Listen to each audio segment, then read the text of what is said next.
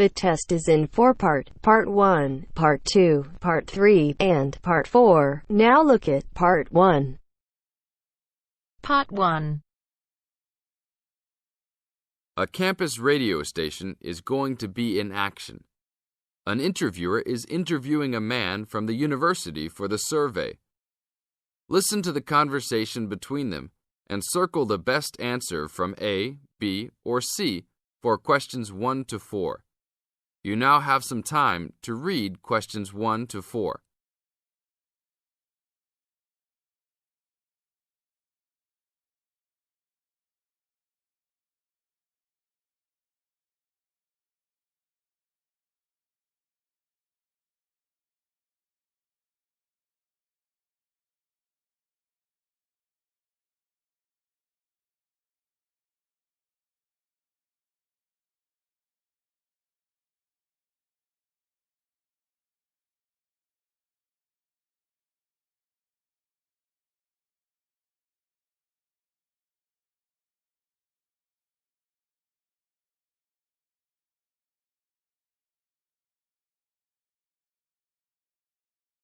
Now, we shall begin. You should answer the questions as you listen, because you will never hear the recording for the second time. Listen carefully and answer questions 1 to 4. Excuse me, I'm conducting a campus survey. Would you have time to answer a few questions? What's it all about? We're doing some market research for a new campus radio station starting in the next few months. That's okay. Sounds good. Great. I'll just work through this form with you. And if we could start with some personal background information? Sure. Right. If I could have your age, please. 26. Okay, good. And are you a student, teacher, or in another job? Well, I'm a tutor, but I'm also a postgraduate student, so I don't know what you might call me. What do you think? Okay, well, I'm more of a teacher, really. Fine. And would you mind if I asked about your salary, or I could leave it blank? No, that's okay. It's $20,000 a year. Thanks. Right. Now about your current listening habits. What would you say is your main reason for listening to radio? Well, I'm usually busy during the day at work, so I usually only listen to the radio at night. It helps me relax and unwind, even if I'm studying. Good. And how many hours a day on average do you listen to the radio? Well, not a lot really. I'd say just over an hour all told. Now you have some time to read questions 5 to 10.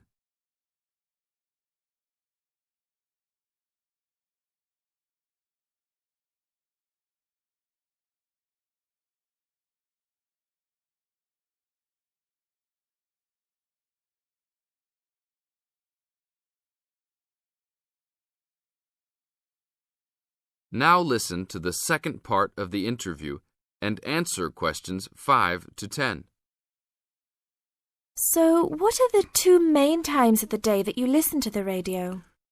Well, for a little while around breakfast time, and then it tends to be later, after dinner, when I've finished any serious work I need to do. And what sort of radio programs do you like?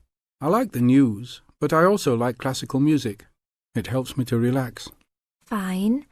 And turning to the new campus station, which type of programs would you prefer? I think the existing radio stations cater for my need for news.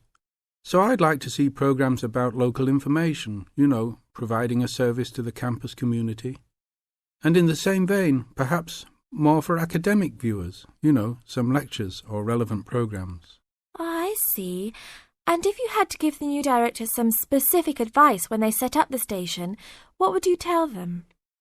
I think I'd advise them to be careful about the quality of the broadcasts. The sound system.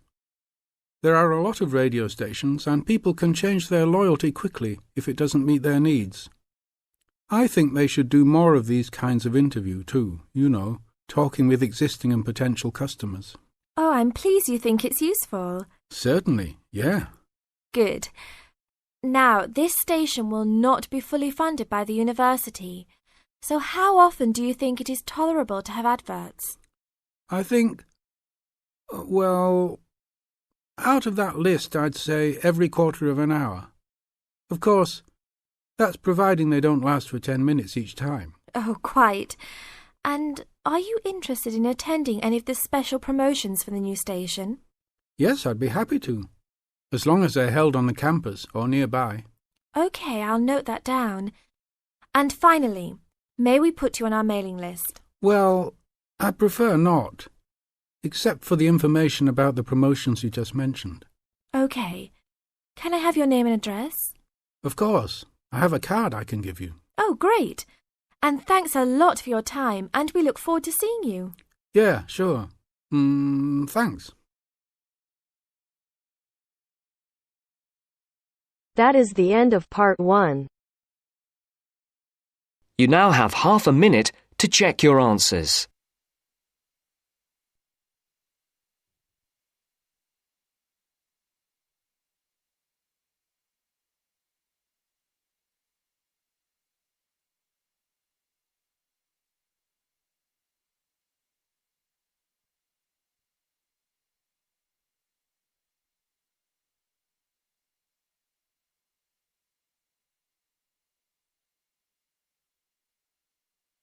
Now turns to part 2.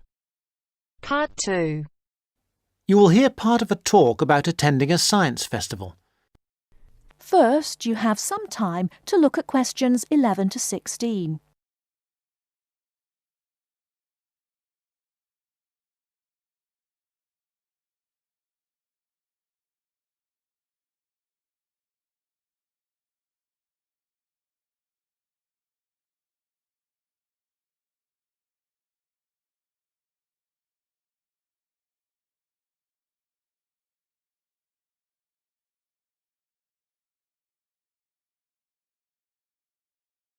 Now, listen carefully and answer questions 11 to 16. Now, I think nearly all of you have received confirmation of your school placements for next term, and as part of your activities, we will be asking you to take responsibility for promoting a school visit to the Norchester Science Festival. Of course, the head of science at your school will be aware of the festival and should have all the details of it, but all the heads of science at your schools will be looking to you to be the main organiser and motivator of a visit to the festival. They'll give you the documents you need. We hope that you will motivate pupils at your schools to take an interest in the festival. It runs for 3 days. There are day tickets and special 3-day tickets, and schools have the extra option of a 2-day ticket. We hope you will encourage your pupils to visit it on 1 or 2 days.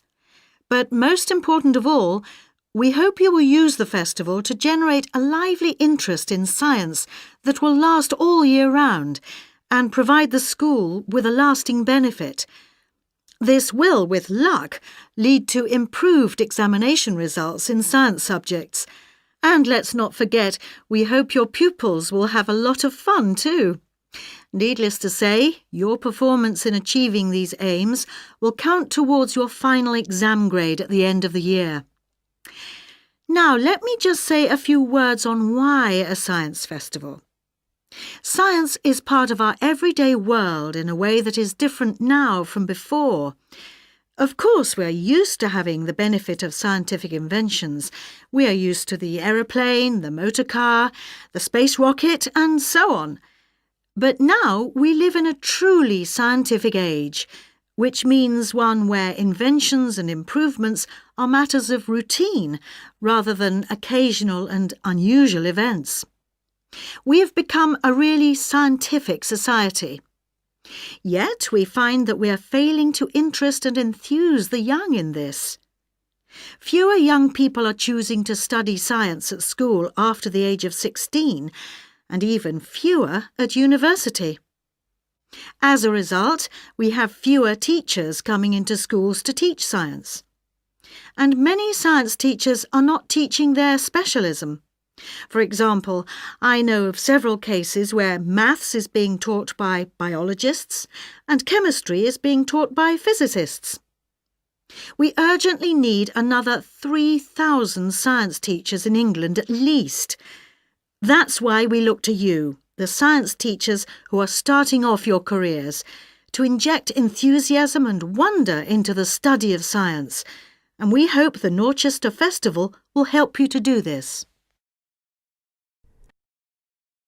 Before you hear the rest of the talk, you have some time to look at questions 17 to 20.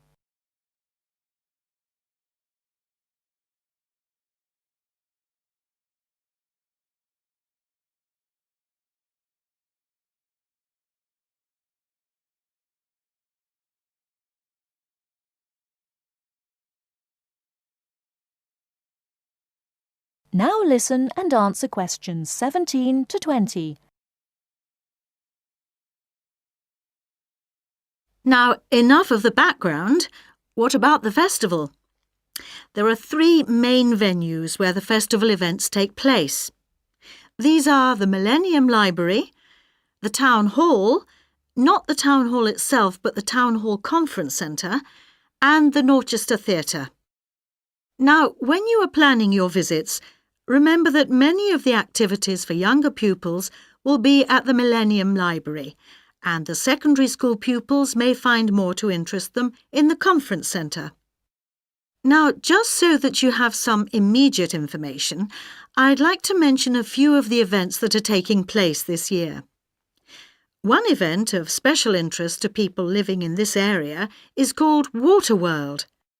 This is a clay model of the southeast of England, and the presenters show you the effects of rising sea levels as a result of climate change. They ask the audience to select the rise in sea level, for example 20 or 40 or 60 centimetres, and the model shows the places that would be flooded as a result. Watch out for your town. Does it sink or does it swim? Transport 2050 is about transport options for our towns in the future. A number of experts will introduce the topic, and then everyone at the event will have a chance to speak and give their views.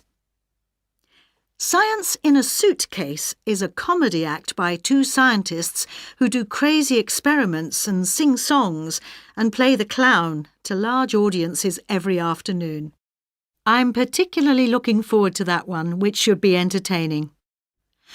Ropes and Hangings is an interactive event which will be of interest to young people, in which, after experimenting with ropes and bricks, they build a real suspension bridge. That kind of hands-on activity is always really popular.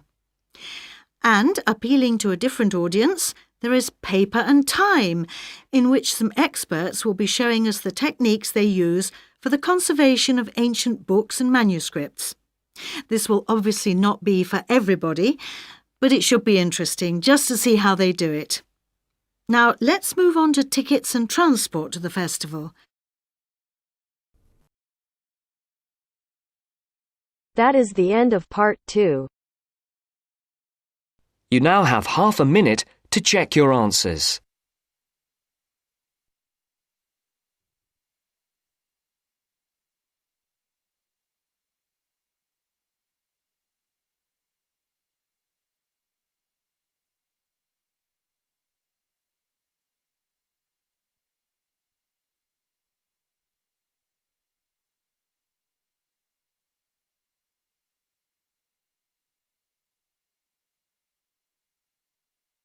Now turns to part 3. Part 3. Richard Murray, a zoologist and popular TV personality, has been giving a talk on endangered species of wildlife to members of the Young Conservationists Association in a small town in the south of England. Listen to the extract from the discussion he had with 2 of the young people after his talk. First, you have some time to look at questions 21 to 25.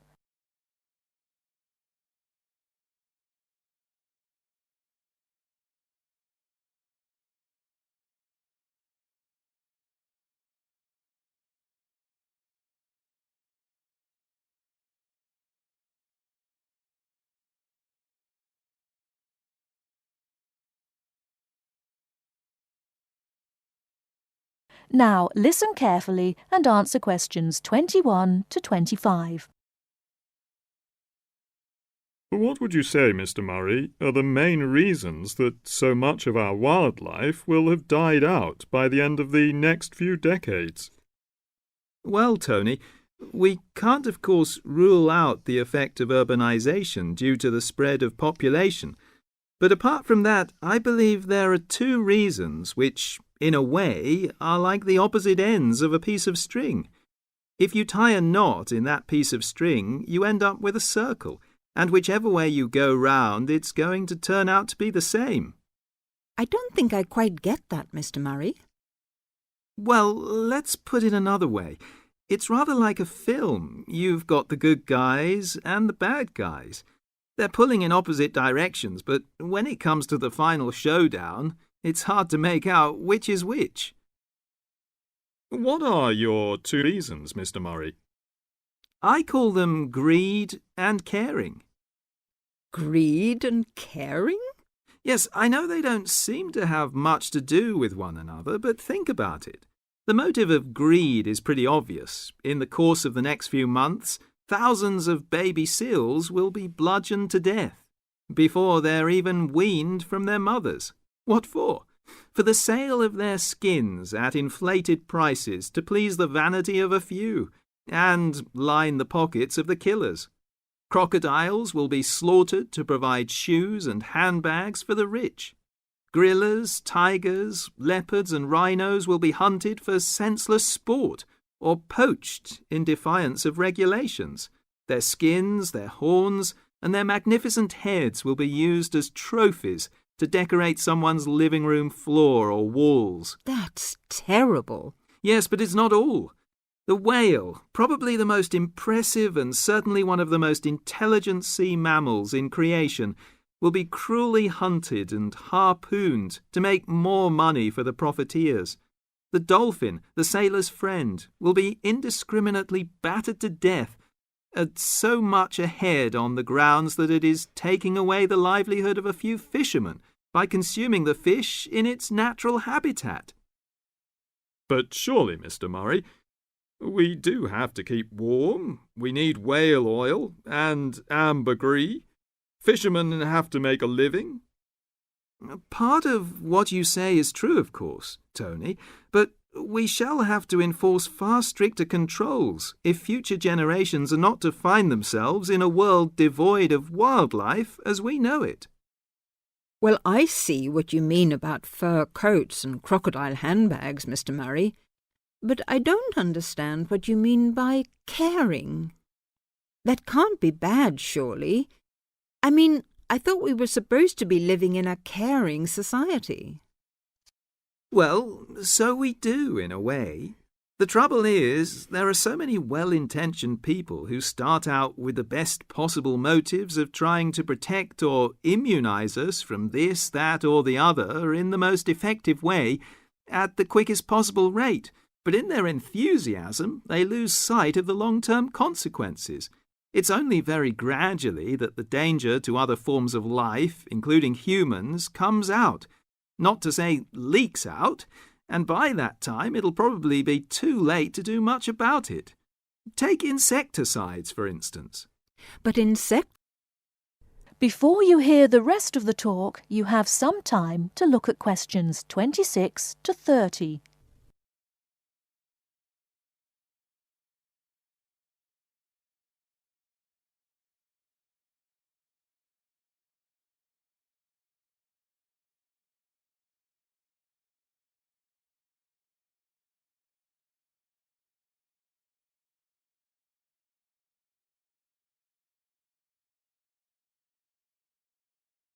Now listen and answer questions 26 to 30. But insecticides protect crops from pests.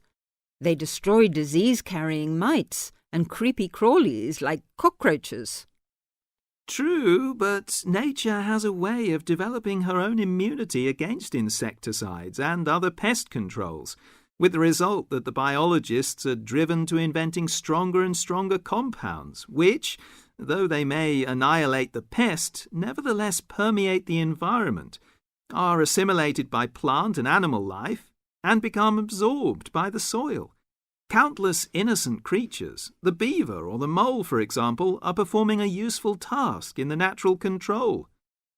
The alarming prospect is that as these poisons enter the foods we eat, and consequently our own systems, they'll find their way into the body of the pregnant mother and into her milk, offering incalculable risks to the unborn or newly born infant. In spite of all our technological expertise, our time is running out. We're virtually destroying ourselves. That is the end of part 3. You now have half a minute to check your answers.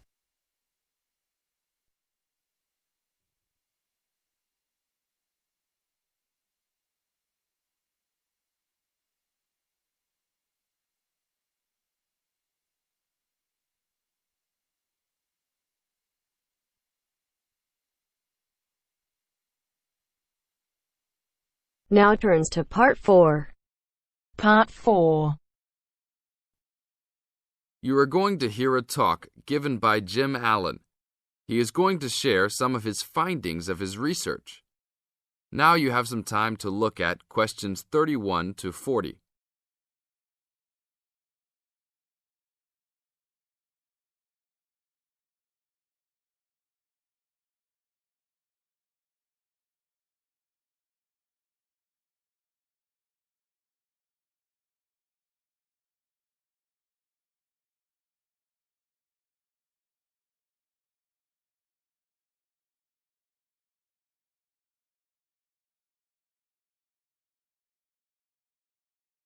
Now, listen carefully and answer questions 31 to 40. Good morning. Today we'll be hailing from Jim Allen, who will be sharing some of the findings of his research project from last term. Jim. Thanks. Well, to start with, a little bit of background about the project. As you can see, our title is something that is relevant to everybody in this part of the world: water safety.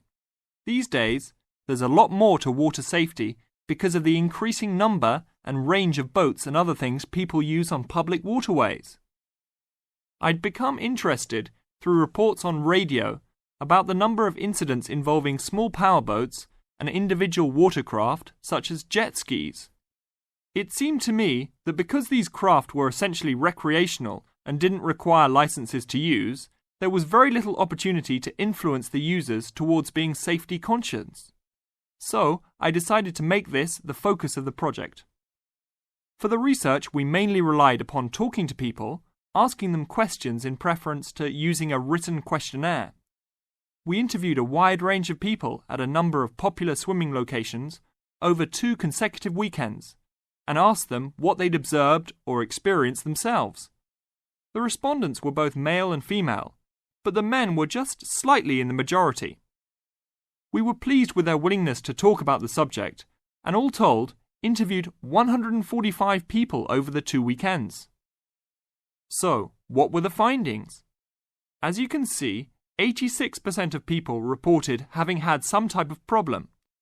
A surprisingly large percentage, 27%, commented that they had found it necessary to shout at an offending powerboat, but the main type of problem was the deafening sound that some of the boats made. On occasions, this led to swimmers deciding to move to another location. So what strategies did people adopt to ensure their own comfort and safety? Let's have a look at the figures. First, it was noticeable that there were often distinctly different answers between men and women. It was mainly the women, for example, who said they should try to choose places where boats couldn't go, whereas it was usually the men who said you shouldn't have to move if you were there first, so you should shout at them if necessary. Both men and, it was women who said you should call the authorities if the situation gets too dangerous or the powerboat drivers are acting irresponsibly. Then, I had thought it would be mainly women, but both sexes made the point that above all, it's important to get children away from any possible danger. Men were very aware that jet skis could be unpredictable in inexperienced hands. They also made the point that it's much safer to have your car nearby and clearly visible to any watercraft if you're swimming in a relatively remote spot. Finally, wearing visible clothing, men didn't think it was quite as important as women, but both gave it a high safety rating. When we asked them what they thought the government should do to help solve the problem,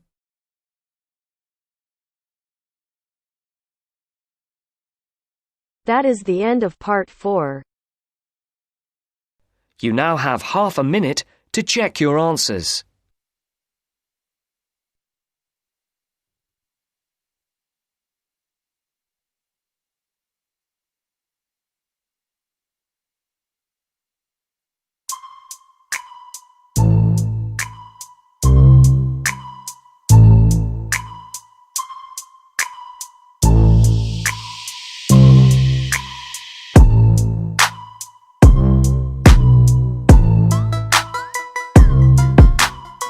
That is the end of the test. You now have 10 minutes to transfer your answers to your Ielts listening answer sheet.